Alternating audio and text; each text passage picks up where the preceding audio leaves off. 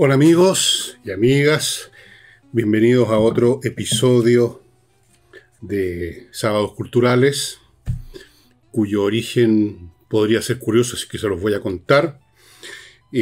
Ayer, cuando estaba terminando de grabar el programa del día viernes, les dije, bueno, lo de siempre, voy a buscar un tema que sea interesante, que los pueda interesar, que los pueda, qué sé yo, concitar su interés. Pero en ese momento no se me ocurrió nada. Me puse a trabajar en lo que hago todos los días, que es escribir. En este momento estoy escribiendo, aunque ustedes no me lo crean, 3 libros al mismo tiempo. Cuando me cabreo con uno, se me acaban las ideas o me canso del tema, paso al otro y así voy alternando. Y se fue el día, llegó la noche y no se me había ocurrido nada. Y tuve un sueño. Los sueños son tan increíbles, ¿no? Creo que hemos hablado de eso más de alguna vez, por lo menos a la pasada en algún programa.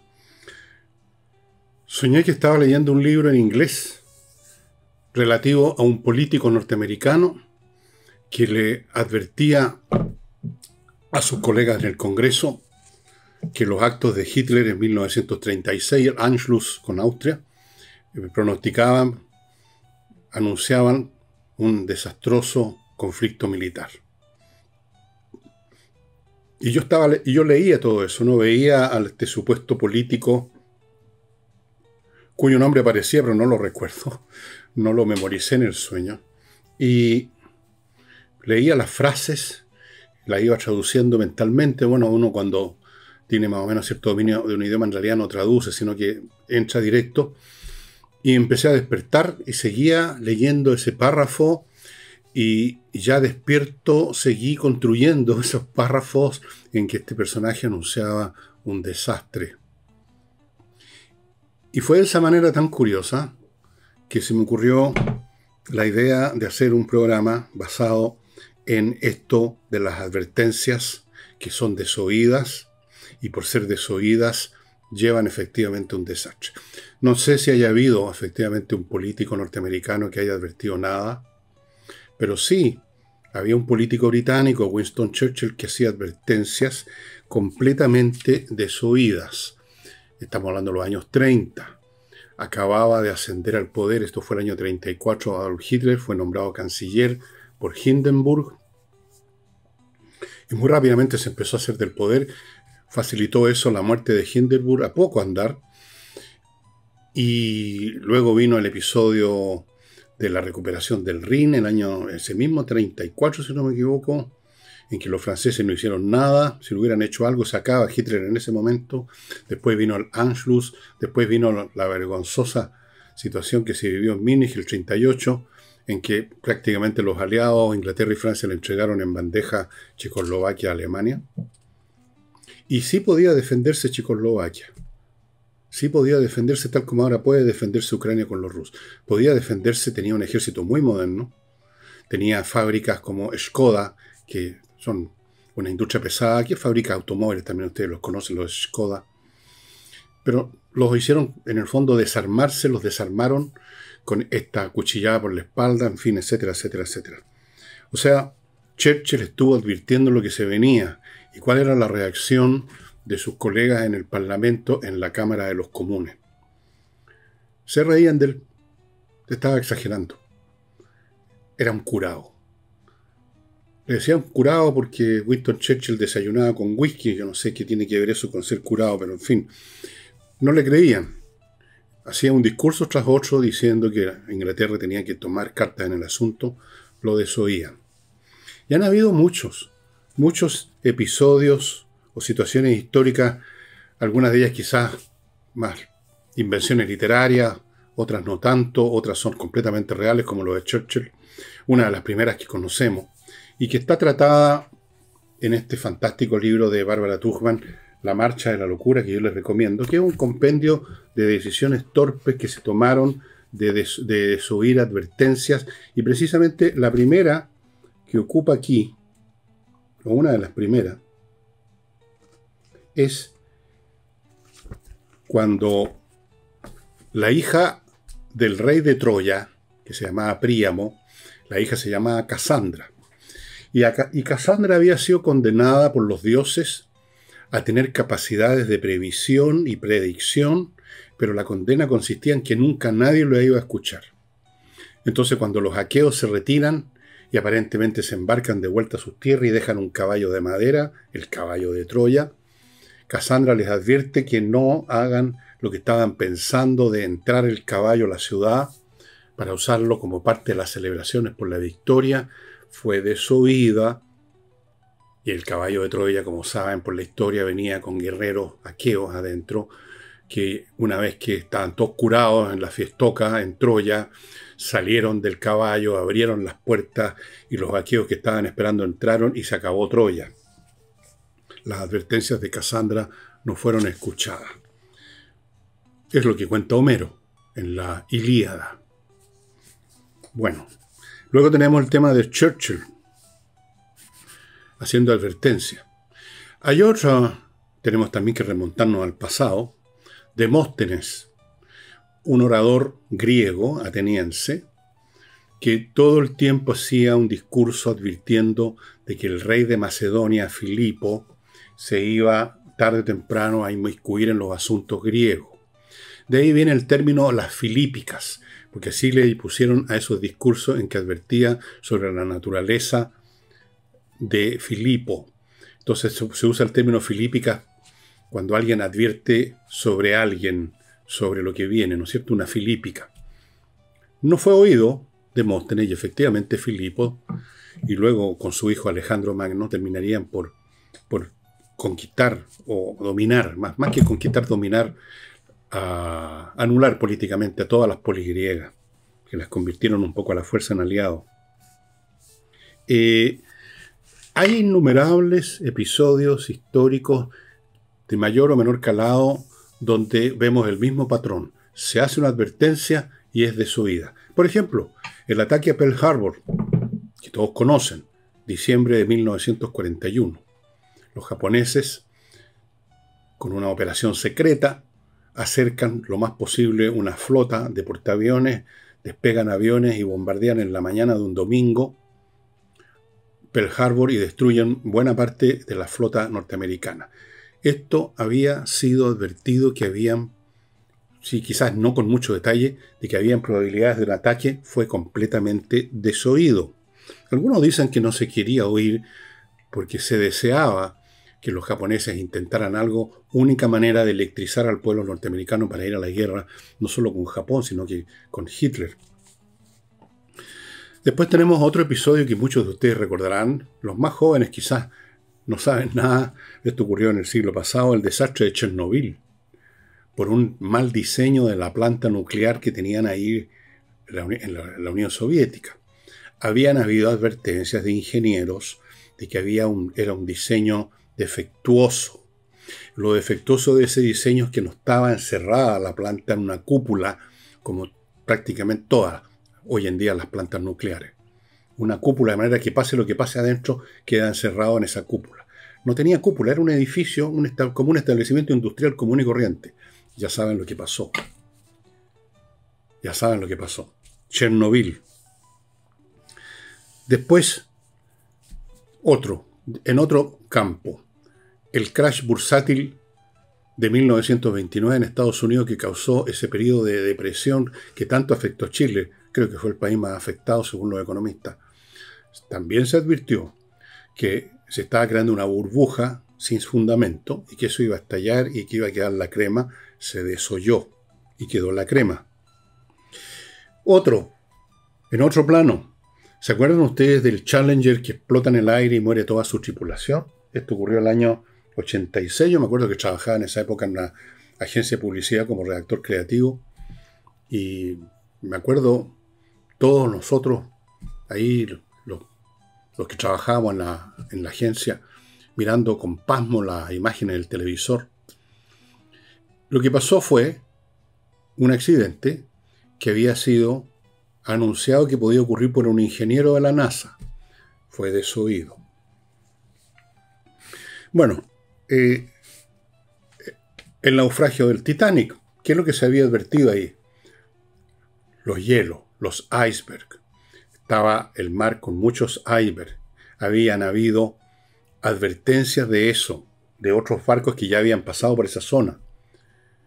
El capitán no hizo caso y su barco, el Titanic, ni siquiera disminuyó su velocidad. Iba a toda marcha. Bueno, y el COVID, esto sí que todos se acordarán, todos ustedes estaban vivos, por supuesto. El COVID, el hecho de que podía ocurrir un accidente en el laboratorio donde estaba siendo desarrollado esta bacteria, o virus, más bien dicho, perdón, virus, advirtió, era un científico chino, creo no le fue muy bien después por hacer esa advertencia. Y ya saben lo que sucedió. Entonces aquí tenemos un patrón que se repite una y otra vez en todo orden de cosas, en cosas menores o mayores, ocurre al interior de la familia, ocurre en todos los planos, y vamos a investigar por qué. Pero antes, amigos míos, me van a permitir ustedes que les haga algunos recuerdos. Productos y servicios para su conveniencia. Voy a partir con el pintor Rodrigo Calderón Martínez. Es un pintor muy talentoso que, entre otras cosas, ofrece la posibilidad de hacer retratos de familia. Una persona, dos, un grupo completo, bueno, como se hacía antes la invención de la fotografía. Todos estos cuadros de personajes que ustedes ven es por eso. Y son más valiosos tener un cuadro, una pintura de un tío, un abuelo, de un grupo familiar, de usted. El pintor hace algo más que lo que hace la foto, que es simplemente reproducir en 2 dimensiones la imagen de su rostro o lo que sea.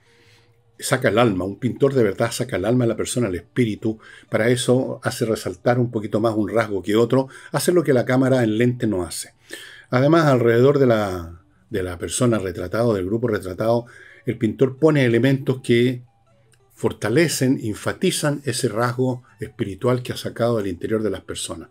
Amigos, los interesados en esto, pónganse en contacto en las direcciones que ustedes están viendo con Rodrigo Calderón Martínez. Hay una dirección Instagram y hay una dirección mail, Gmail, Rodrigo Calderón Martínez @gmail.com. Continúo con el suplemento Vito. Muchos chilenos tenemos mascotas, una gran cantidad. Cada vez hay más chilenos que quieren tener mascotas, un perrito, un gatito o varios. Yo tengo una cantidad inmensa. Y hay que alimentarlos, y para eso están los pellets, y no es barato. Entonces normalmente uno compra pellets normales también.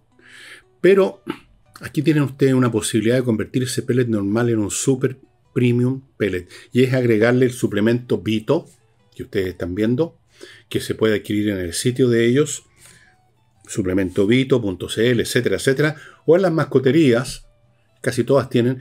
Usted con una cucharadita de ese suplemento convierte su alimento normal en un alimento premium y su mascota va a estar, o mascotas, va a estar en mejor estado de salud, más contento, con el pelo brillante, va a estar súper bien. Continúo con Oxibiota, este producto que viene en un sobre como de sopa, y con él realmente hace una sopa usted, echa el polvito en una cacerola con agua.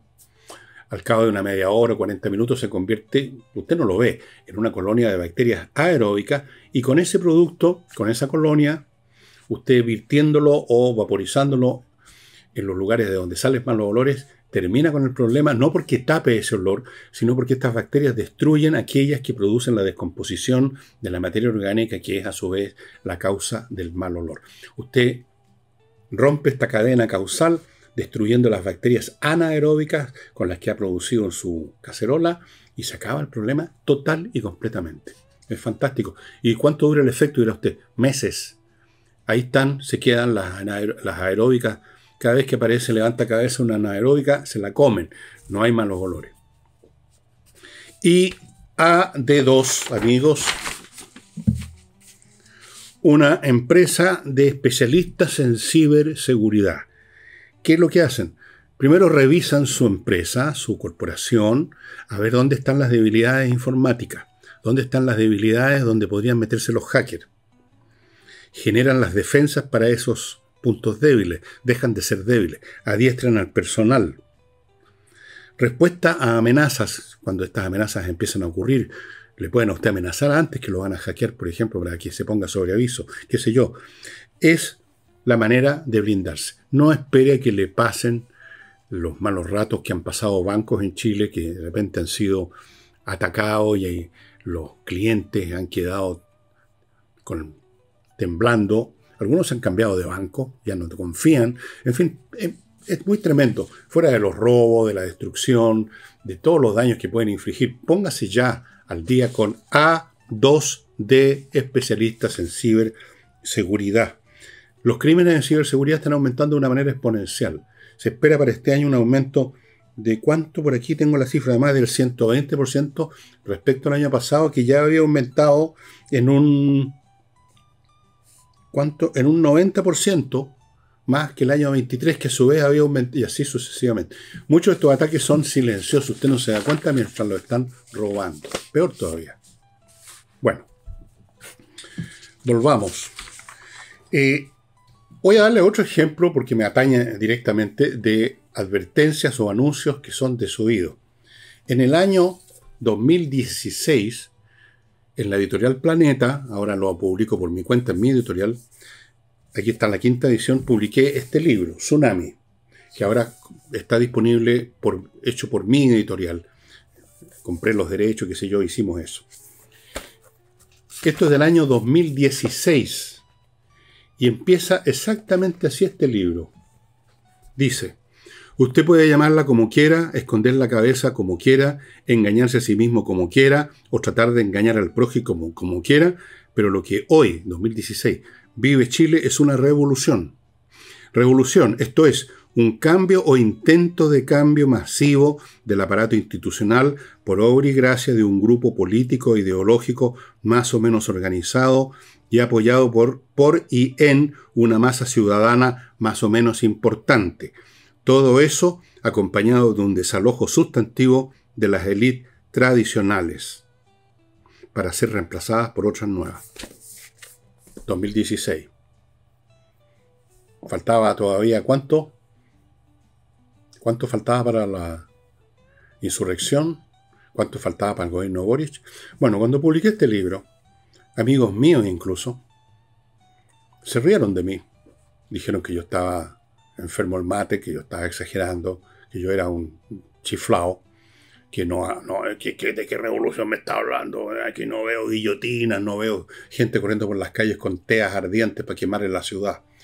Bueno, las vieron después, pero se estaba preparando el proceso ideológico, psicológico, yo lo vi, y no lo vi simplemente porque yo sea tan Nostradamus, sino porque he estudiado el tema de las revoluciones, lo venía estudiando hacía mucho tiempo, así que vi claramente los signos, y lo anuncié acá, y todo el libro trata de eso, y por eso que se llama Tsunami, porque era una ola que venía, pero nadie se daba cuenta, nadie quería darse cuenta, esa es la cuestión, nadie quería darse cuenta, de eso se trata. Entonces, ¿por qué las advertencias son desoídas sistemáticamente por los individuos, por las familias, por las empresas, por los países, por los imperios? Porque son simplemente advertencias de fenómenos desagradables. No, cuando uno dice hay una advertencia, nos están advirtiendo que vamos a ganarnos el loto. Siempre la advertencia se refiere a un suceso negativo. Y nadie quiere saber de sucesos negativos en primer lugar. Nadie quiere oír. Eso es primera cosa. Nadie quiere oír malas noticias. Segundo, se está haciendo una advertencia de algo que aún no ocurre. Entonces, como me pasó con mi libro Tsunami, dicen, ¿de qué estás hablando? ¿Cuál revolución? Yo no veo nada. No sé qué es lo que pretendían ver como signo de eso. Evidentemente, no vieron nada. Las advertencias advierten de cosas que aún no ocurren. Entonces, ahí esto se asocia con otra cosa. Cuando se hace una advertencia sobre algo que aún no ocurre, se está instando a individuos, familias, grupos, naciones, élites gobernantes, políticos, etcétera, a que salgan de su zona de confort, comfort zone, como dicen los norteamericanos, que salgan de su reposo, el reposo de la rutina, de la costumbre, de todos los días iguales, que salga y haga un esfuerzo extra para encarar algo que no está presente. Es una imposibilidad. Los seres humanos estamos, como toda criatura viviente, estructurados para tratar de hacer siempre el mínimo esfuerzo para ahorrar energía. Eso es un principio que yo diría de la termodinámica psicológica y política. Entonces, usted hace una advertencia y resulta que está advirtiendo de algo que no existe. Entonces le está diciendo a la gente que haga un esfuerzo, que vaya contra este principio del mínimo esfuerzo, que salga de su cómodo reposo para enfrentar algo que no existe. Es muy cuesta arriba, ¿no es cierto? Es muy cuesta arriba. Por eso, nunca, nunca se oyen las advertencias. Nunca. O casi nunca. Pueden haber, yo sé que hay un país donde tienen un grupo especial para analizar cualquier contingencia, incluso la más absurda que parezca, y ver qué harían en ese caso, por lo menos tener un plan. Pero eso es una excepción. Ese país es Israel, dicho sea de paso. Entonces, puesto que vivimos bajo el imperio de la ley del mínimo esfuerzo, no queremos oír advertencias sobre cosas que no existen. Y por eso, ustedes observarán en la historia de la familia, de los grupos, en la historia de usted mismo, que solo se entra en acción cuando ya estamos frente a hechos consumados y por lo tanto cuando ya es tarde. Y por eso, que cuando usted estudie una reacción ante una situación que se produjo finalmente, normalmente va a escuchar o va a leer esta frase: la respuesta fue tardía e insuficiente. Tardía porque no se quería reaccionar, e insuficiente porque sigue operando la ley del mínimo esfuerzo. Se trata de contener las cosas. Ok, existe, vamos a tener que hacer algo, pero no comprometamos toda nuestra energía, todos nuestros recursos al mínimo. Lo vemos todos los días. Lo hemos visto, lo estamos viendo, lo hemos estado viendo con el caso de Ucrania, en que la ayuda fue siempre a goteo, especialmente de los europeos. Así, y tardía. Quieren cañones, sí, pero le vamos a enviar 5 nomás. Quieren munición, sí, pero no les vamos a enviar todas las que podríamos. Les vamos a enviar menos. Siempre es así. Siempre. Tarde, mal y nunca. Sobre este tema, que es tan viejo, más viejo que la guerra de Troya probablemente, yo me puedo imaginar perfectamente un cavernícola en el año 30.000 a.C., un cavernícola más o menos avispado diciéndole a los otros cavernícolas: muchachos, viene una mala temporada, las manadas de animales que pasaban cerca de la cueva y que cazábamos se están yendo para otro lado, así que hagamos algo, empecemos a generar reservas de lo que sea, o cambiémonos de cueva a otro lado, porque aquí vamos a morirnos de hambre. Y le habrían dicho: salta para el lado al cavernícola, si todavía están pasando, ayer mismo cazamos, mira toda la carne que hay. ¿No es así? Bueno, antes de continuar hablándoles de libros que tratan de esto, algunos de ellos los tengo y no los saqué, olvidé sacarlos, pero da lo mismo. Les quiero recordar, amigos, otros productos y servicios, todos de interés para usted. Por ejemplo, si tiene un sobrino, un nieto o un hijo que tiene problemas con las matemáticas, como le ocurre a muchos niños, no por culpa de los niños, sino que por culpa de cómo se enseñan normalmente las matemáticas, pésimamente. A veces los profesores saben menos matemáticas que el niño, además. Yo he visto casos. Bueno, eso es muy malo. No se trata solo de las notas en el colegio, si es que todavía ponen notas en los colegios, sino que se trata de que el niño va a seguir en esa condición y llegado el momento en los que va a elegir un curso profesional, una vía profesional sin matemática, haciéndole el quita las matemáticas, va a determinar toda su vida. Bueno, Conversaciones Numéricas es un programa llevado a cabo por un ingeniero de la Chile que yo conozco. Enseña las matemáticas de una manera completamente distinta. No, sus clases no son personalizadas en el sentido que enseña de la misma manera que en el colegio, pero personalizadamente. O sea, solamente el niño. No, muestra la matemática de otro modo. Y los chicos se interesan. Los chicos le pierden el miedo, les empieza a gustar porque es atractivo. Es el modelo de pensamiento que corresponde. Como debía ser enseñar la matemática, es entretenido, es interesante. Es un músculo mental poderoso. Lo de los cómputos viene después. Entonces, ojo con eso, amigos, pónganse en contacto. Fuera de eso, este señor da clases para prepararse para la prueba de selección, de la universidad, y también da unos cursillos de programación para niños, con lenguaje de programación, por supuesto, para niños, súper entretenido. Es muy, muy bueno esto para fortalecer la capacidad de concentración, para sacarlo de las tonterías a los cabros chicos, etc. Bien, continúo con González y compañía, un bufete de abogados penalistas expertos en temas penales, se dedican a eso, son de los más reputados de la plaza junto con otros 2 o 3, son muy buenos, han ganado casos muy importantes, siguen ganando casos muy importantes y están a su disposición en caso de que usted caiga en un problema de ese tipo. Fuera de eso, tienen gente para adiestrar a la empresa en cómo enfrentar las nuevas situaciones legales que se viven dentro de las empresas en lo que respecta al trato con las mujeres, por ejemplo. Está la ley Karim, pero hay otras disposiciones, un montón de cosas y andan por ahí, por todos lados, los inspectores viendo si se están cumpliendo. Hay muchas situaciones muy enojosas que se pueden producir, a menos que usted tenga bien adiestrado el personal, que haya un protocolo que funciona. Eso lo hacen ellos también. Prevención del delito, prevención de que hayan problemas. Y termino con el arquitecto Diego Sándor, que los está esperando en la región de los lagos para construir o remodelar con el talento que él sabe y que ustedes ven en la foto. Y también termino con Trade In, una empresa que hace lo que usted no puede. Revisa todo el abanico de oferentes de aquella mercancía o insumo que su empresa o su negocio necesita, que las compra en China, en la India, en Pakistán, en Estados Unidos, donde sea. Hay muchísimos oferentes, pero no todos son iguales. Ellos buscan el mejor en términos de precio y calidad. Van incluso a las fábricas para ver cómo se hace el producto que usted necesita y hecho ese estudio, ese escaneo, ponen ese producto en la puerta de su empresa o de su oficina. Haga las cosas bien.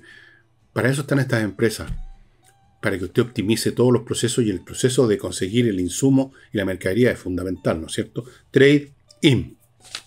Bueno, hay muchos libros sobre esto, porque hay muchos eventos de esta naturaleza.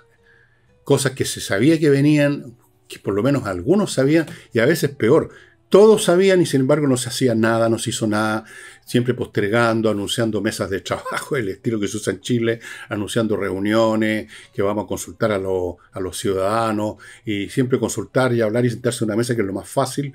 No hay que comprometer recursos, no hay que comprometer esfuerzo, no hay que comprometer nada más que la lengua, y no se hace nada, y los problemas crecen y crecen como un tumor. Los problemas siempre crecen, siempre. Son los beneficios los que más bien tienden a decrecer. Hay un libro de un gran escritor, un científico que ha escrito un libro muy interesante, Colapso, de Jared Diamond.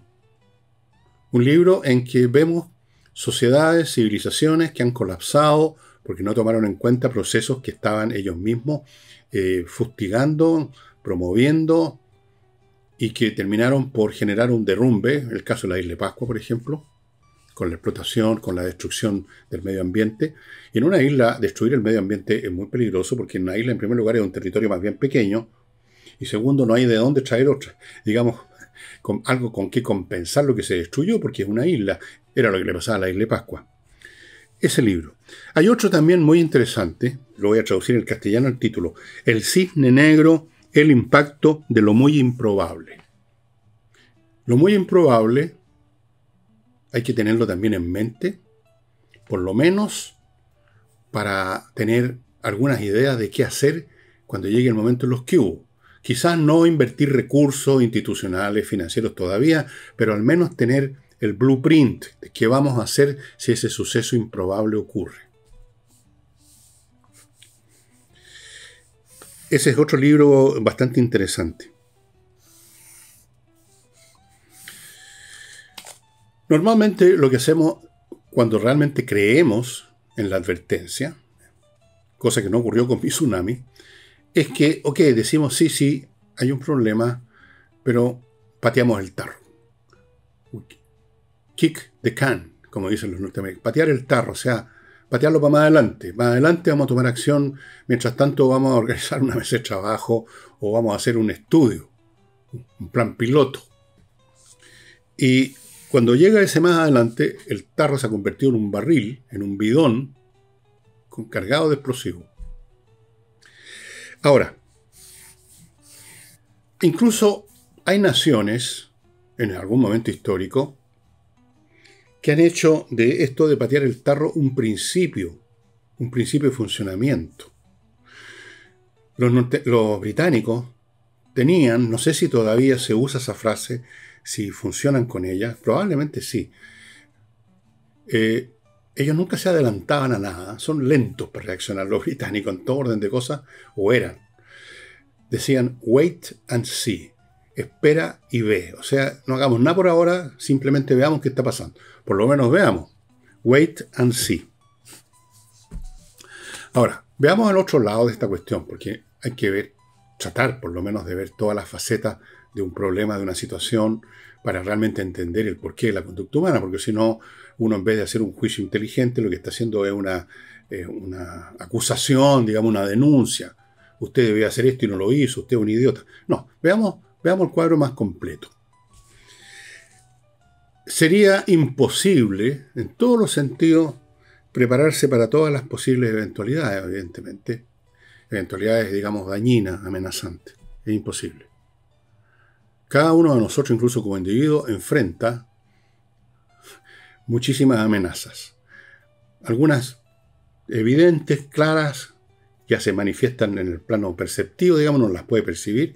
Otras son imperceptibles, pero uno sabe, adivina, imagina que vienen por las circunstancias o pueden venir. No podemos enfrentarlas a todas al mismo tiempo, no podemos dedicar recursos. Como he dicho, cuesta dedicar recursos y casi nunca se dedican a un problema que está siendo anunciado. ¿Cómo hacerlo con mucho? Sería imposible estarse preparando para todo, sería caer en una especie de enfermedad mental. Es como esas personas que tienen esta enfermedad y que se creen víctimas de todas las enfermedades. Y entonces están permanentemente, todos los días, poco menos día por medio, yendo al médico, haciéndose exámenes. Yo tuve un amigo que tenía esa condición, ya falleció de algo distinto a lo que él temía.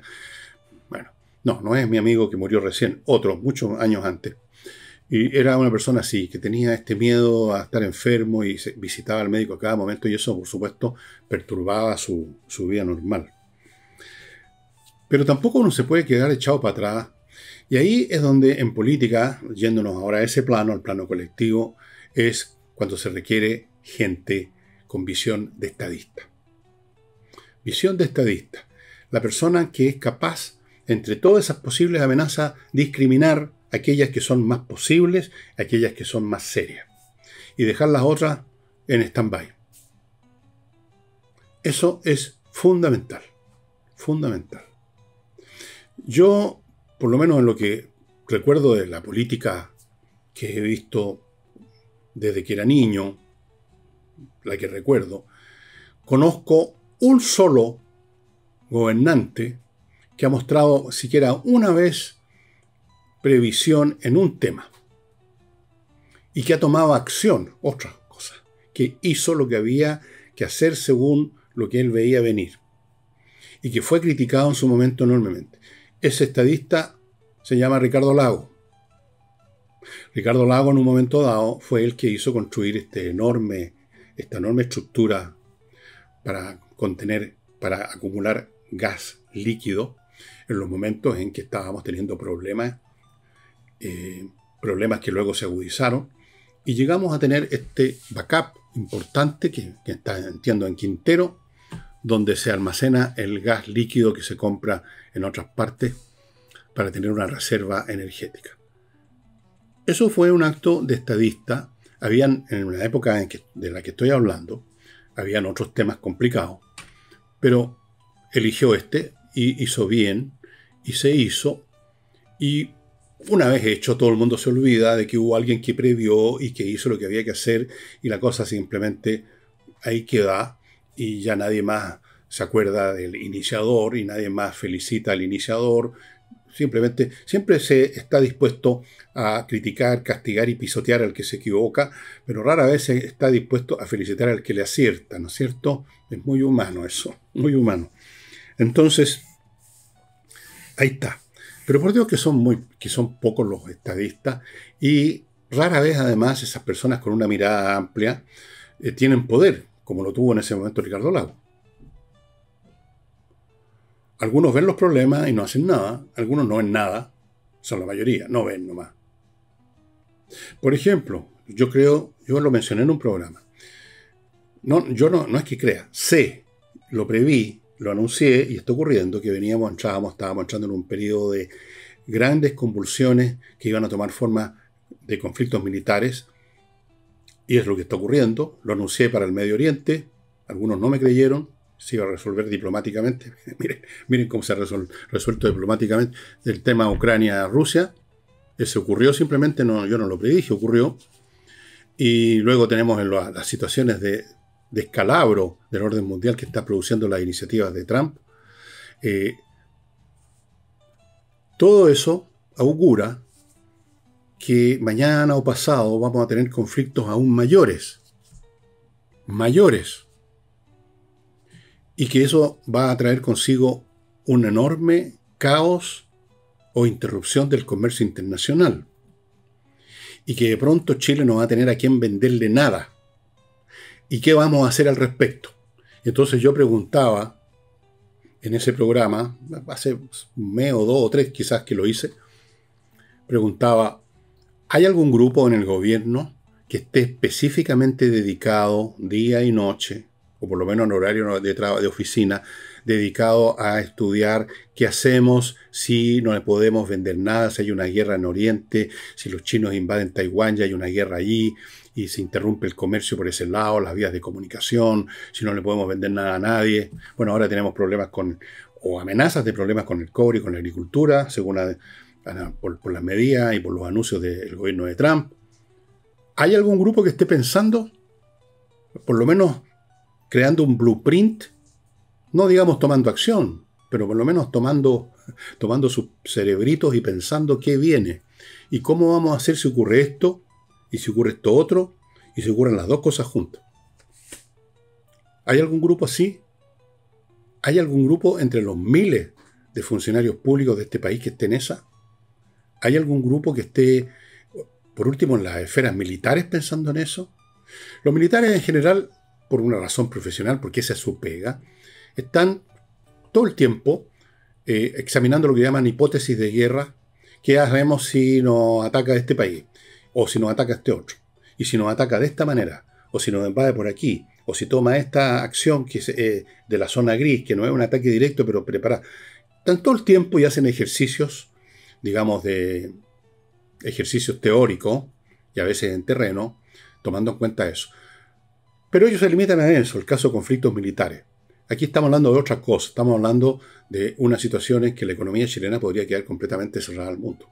O en gran parte. ¿Qué vamos a hacer?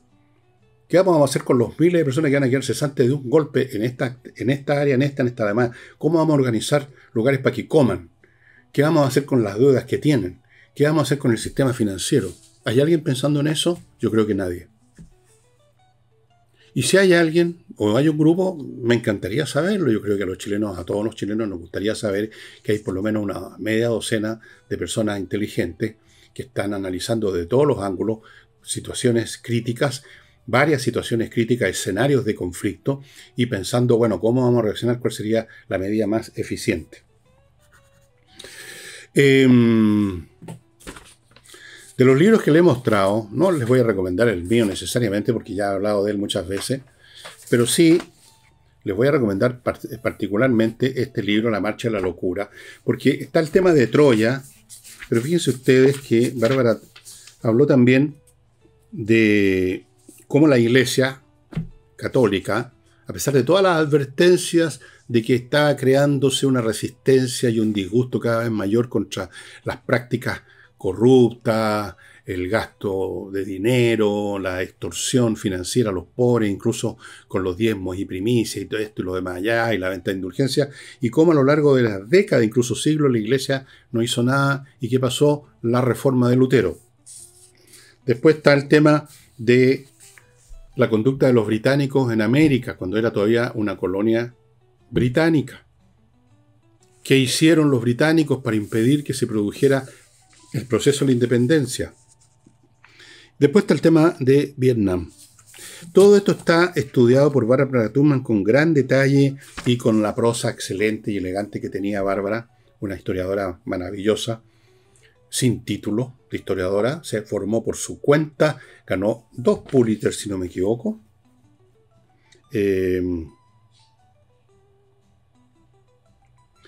ganó el premio Pulitzer y tiene una serie de bestsellers, el telegrama Zimmerman, Los cañones de agosto, que se lo he mencionado tantas veces, La torre del orgullo, fantástica, uno de los que más me gusta, un espejo distante, gran libro, y por supuesto, La marcha de la locura. Porque, bueno, ella llama locura a lo que otros podrían llamar imbecilidad pura y simple. Muy interesante, muy instructivo. Cómo los seres humanos nos metemos en berenjenales, en pantanos, en laberintos, en campos minados, a pesar de que hemos visto el cartel lo que dice campo minado y nos hemos metido. No, si no hay minas. ¿Qué? ¿Va a haber minas aquí? Bueno, amigos, no digan que no les advertí que venía una revolución. Y ya que estamos con advertencias, una cosa que he estado advirtiendo hace muchos programas, no digan que no les advertí, que si la oposición no funciona más inteligentemente, va otra vez a ganar el oficialismo a la izquierda. Tómenlo como advertencia y a ver si... Bueno, no la estoy haciendo yo solamente, no. Esto está tan a la vista que yo creo que mucha gente, todo el mundo lo ve venir, pero la marcha es la locura, la marcha es la locura. Bueno, amigos, el programa de hoy resultó más corto, pero así son las cosas. Muchas gracias. Nos estamos viendo mañana, domingo, espero. Tampoco sé ahora qué tema voy a tocar de cosas extraordinarias, pero eso ya es más sencillo. Algo voy a encontrar en mi memoria. Chao.